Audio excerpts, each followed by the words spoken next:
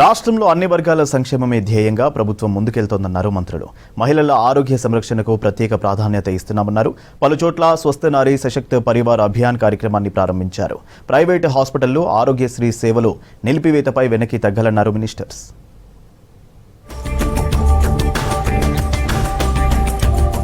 గర్భిణీలు, మహిళల వైద్యానికి, విద్యకు కాంగ్రెస్ ప్రభుత్వం పెద్దపీట వేస్తోందన్నారు మంత్రి పొంగిలేటి శ్రీనివాసరెడ్డి. తమ ప్రభుత్వం గర్భిణీలను ఆడబిడ్డలుగా భావిస్తోందన్నారు. ఖమ్మం జిల్లా తిరుమలాయిపాలెం మండల కేంద్రంలోని ప్రభుత్వ హాస్పిటల్లో స్వస్థ నారీ సశక్త పరివార్ అభియాన్ కార్యక్రమాన్ని ప్రారంభించారు పొంగిలేటి. ఏదైతే ఈనాడున్న ఆడబిడ్డలు గర్భిణీ తోబుట్టువులు ఎవరైతే ఉన్నారో ఈ రాష్ట్ర ప్రభుత్వం మారుమూల ప్రాంతాల్లో కూడా వైద్యానికి, విద్యకి పెద్దపీట వేసి ఈ ప్రభుత్వం వచ్చిన తర్వాత 2 రంగాలకి నిధులు పుష్కలంగా ఇస్తూ ఆ ఇచ్చిన నిధులు సామాన్య ప్రజలకి సద్వినియోగం అయ్యే విధంగా ఈ కార్యక్రమాన్ని రాష్ట్ర ప్రభుత్వం ఆల్రెడీ చేపట్టింది. గతంలో ఎన్నడూ లేని విధంగా రాష్ట్రం అభివృద్ధిలో దూసుకుపోతోందన్నారు మంత్రి వివేక్ వెంకటస్వామి. గత సర్కార్ జూబ్లీహిల్స్ నియోజకవర్గాన్ని పట్టించుకోలేదన్నారు. సుమారు 30 కోట్ల రూపాయలతో రెహమత్ నగర్ ను అభివృద్ధి చేస్తున్నామన్నారు. హైదరాబాద్ జూబ్లీహిల్స్ సెగ్మెంట్ రెహమత్ నగర్ లో 4,63 లక్షల వాటర్ సేవరేజ్ పనులకు శంకుస్థాపన చేశారు మంత్రి వివేక్. ఈ రోజు మనం 3 చోట్ల ఈ భూమి పూజ చేయడం జరిగింది. అందరూ ఊహించలేదు ఇంత తొందరగా మనకు వాటర్ వర్క్స్ డిపార్ట్మెంట్ నుంచి శాంక్షన్లు వస్తాయని. ఎప్పుడైనా చూసిండ్రా ఇంత తొందరగా మన రెహమత్ నగర్ వార్డులో ఇన్ని పెద్ద ఎత్తున సుమారు 30 కోట్ల వర్క్స్ కేవలం రెహమత్ నగర్ డివిజన్లోనే శాంక్షన్ కావడం జరిగింది. మెదక్ జిల్లా నర్సాపూర్లో శాండ్ బజార్ను ప్రారంభించారు మంత్రి వివేక్ వెంకటస్వామి. 10 ఏళ్ల బీఆర్ఎస్ పాలనలో శాండ్ మాఫియా అక్రమాలకు అడ్డే లేకుండా పోయిందని విమర్శించారు. ప్రజాపాలనలో ఇసుక అక్రమ రవాణాకు చెక్ పెట్టి సామాన్యులకు అందుబాటులోకి తెచ్చామన్నారు వివేక్. టీఆర్ఎస్ ప్రభుత్వంలో శాండ్ మాఫియా నడిచింది.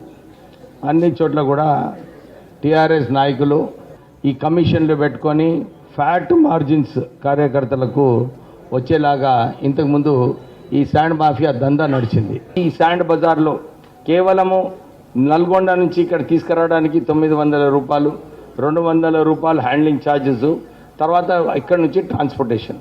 ప్రైవేటు హాస్పిటళ్లు ఆరోగ్యశ్రీ సేవల నిలిపివేతపై వెనక్కి తగ్గాలన్నారు మంత్రి పొన్నం ప్రభాకర్. మానవీయ కోణంలో ఆలోచించి హాస్పిటల్ యాజమాన్యాలు ఆరోగ్యశ్రీ సేవలు పునరుద్ధరించాలని సూచించారు. ప్రభుత్వం ఆరోగ్యశ్రీని 5 లక్షల నుండి 10 లక్షలు పెంచడంతో పాటు 21 నెలల్లో 1779 కోట్ల రూపాయలను ఆరోగ్యశ్రీ కింద ప్రైవేటు హాస్పిటల్కు చెల్లించిందన్నారు. కొత్తగా 163 రకాల ఖరీదైన వైద్య సేవలను ఆరోగ్యశ్రీలో చేర్చామన్నారు.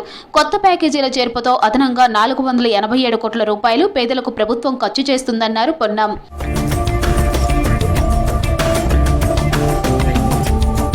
రాష్ట్రంలో మహిళల ఆరోగ్య సంరక్షణకు ప్రత్యేక ప్రాధాన్యత ఇస్తున్నామన్నారు మంత్రి దామోదర రాజనరసింహ. మహిళల కోసం ప్రత్యేకంగా ఆరోగ్య మహిళా క్లినిక్లు నిర్వహిస్తున్నామని చెప్పారు. రాష్ట్ర వ్యాప్తంగా ఎంసీహెచ్లు విస్తరించి వైద్య సేవలు అందిస్తున్నామన్నారు. దేశవ్యాప్తంగా క్యాన్సర్ కేసులు పెరుగుతున్నాయని, ముఖ్యంగా మహిళల్లో బ్రెస్ట్ క్యాన్సర్ కేసులు ఎక్కువగా నమోదవుతున్నాయని చెప్పారు. డే కేర్ క్యాన్సర్ సెంటర్ల ద్వారా మహిళల్లో క్యాన్సర్ స్క్రీనింగ్, ఎర్లీ డిటెక్షన్కు ప్రియారిటీ ఇస్తున్నామన్నారు. హైదరాబాద్ అమీర్పేట్ కమ్యూనిటీ హెల్త్ సెంటర్లో స్వస్థ నారీ సశక్త పరివార్ అభియాన్ కార్యక్రమాన్ని ప్రారంభించారు దామోదర.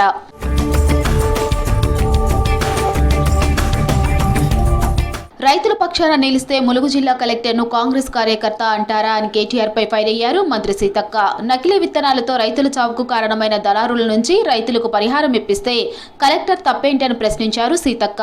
కేటీఆర్ ముందే జరిగింది కాబట్టి దీని మీద పూర్తి స్థాయిలో ఒక స్టేట్మెంట్ మీరు రైతుల పక్షాన ఉంటే కలెక్టర్ గారు నష్టపరిహారము ప్రైవేట్ కంపెనీల నుంచి రైతులకు ఇప్పించడం తప్ప. అన్ని రంగాల్లో గిరిజన బిడ్డలు ముందు ఉండాలన్నారు మంత్రి తుమ్మల నాగేశ్వరరావు. ప్రభుత్వం గిరిజన బిడ్డలకు అన్ని విధాలుగా సహకరిస్తుందని తెలిపారు. భద్రాద్రి కొత్తగూడెం జిల్లా దమ్మపేట మండలం గండుగులపల్లిలోని ఏకలవ్య హాస్టల్ను సందర్శించారు మంత్రి. ఏకలవ్య హాస్టల్లో 8,60 లక్షలతో అభివృద్ధి పనులకు భూమి పూజ చేశారు తుమ్మల.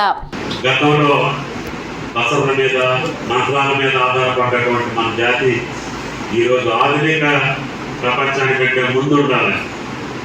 ఆ రకంగా ఉమ్మడి ఖమ్మం జిల్లాని కాకుండా ముఖ్యంగా కొత్తగూడెం జిల్లాకు సంబంధించినటువంటి అన్ని మౌలిక వసతులు కల్పించడానికి నా జీవితాంతో నేను ప్రయత్నం చేస్తాను. తర్వాత ములకలపల్లి మండలం Mukamamidi Eklavya model residential school ని పరిశీలించారు తుమ్మల. భోజనం నాణ్యత ప్రమాణాలు, స్కూల్లో మౌలిక సదుపాయాలపై విద్యార్థులను అడిగి తెలుసుకున్నారు. విద్యార్థులతో సహపంక్తి భోజనం చేశారు. డైట్ ఛార్జీలు, కాస్మెటిక్ ఛార్జీలు పెంచి ప్రభుత్వం విద్యార్థుల పట్ల తల్లి ప్రేమతో ఉందన్నారు తుమ్మల నాగేశ్వరరావు.